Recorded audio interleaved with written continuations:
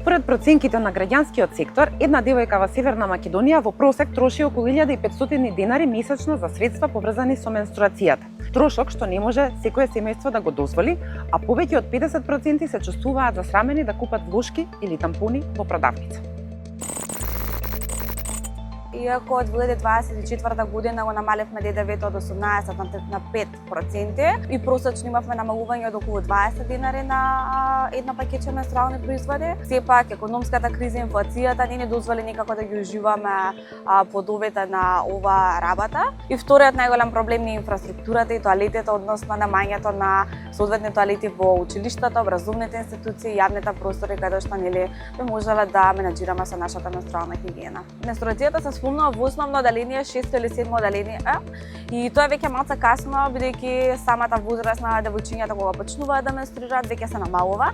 Дополнително најчесто менструалното образование кој го добиваат девојчињата селективно и исто така доаѓа од индивидуи, компании чија цел нели пред се промоција. Вториот предизвик исто така кога се случуваат ваквите предавања, најчесто момчињата се извадени од училница и не можеме да зборуваме за менструација, да се бориме против менструална стигма, ако ние не ги вклучиме момчињата. 71% од испитаниците во рамки на истражувањето Менструална правда од 2021 година никогаш не слушнале за концептот менструална сиромаштија, речиси секоја трета жена изјавила дека барем еднаш, а половина од нив повеќе пати немале пари за да купат влошки и морале да импровизираат со крпи, тоалетна хартија или друг материјал.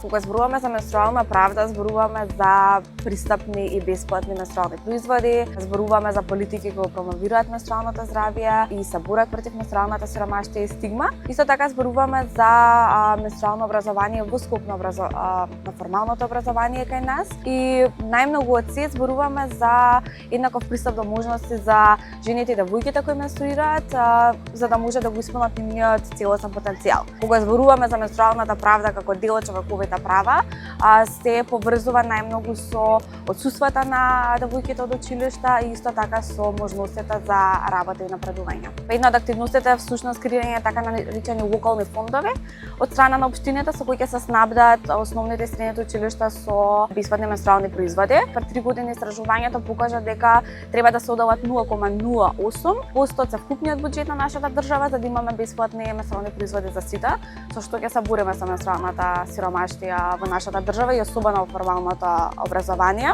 Според УНИЦЕФ, 1 од 4 девојчиња во земјите во развој ја пропуштаат наставата за време на менструација поради недостаток на соодветни услови. Пред 5 години кога почнавме со период Скопје, до денеска гледаме големо размрдување на самата сцена за тоа како се репортира за менструална сиромаштија, колку често зборуваме за тоа, но исто така се поголем дел на организации кои работат со деца, со жени или пак со млади и така како го вклучуваат прашањето на менструална сиромаштија. Како дел од филмскиот караван за менструална сиромаштија ќе посетиме 5 градови. Овие проекти се пред се за млади лица, млади луѓе кои сакаат повеќе да научат за оваа тема и гледаме малку да го вклучиме моментот на гледање на филм и исто така интерактивен квиз, така да ги повикам младите кои работат на локално ниво, се вклучени некако во нивните заедници, да го покренат ова прашање во склоп на нивната група, заедница, работно место. И исто така да не се срама да дојдат на настани што се поврзани со менструална сиромаштија.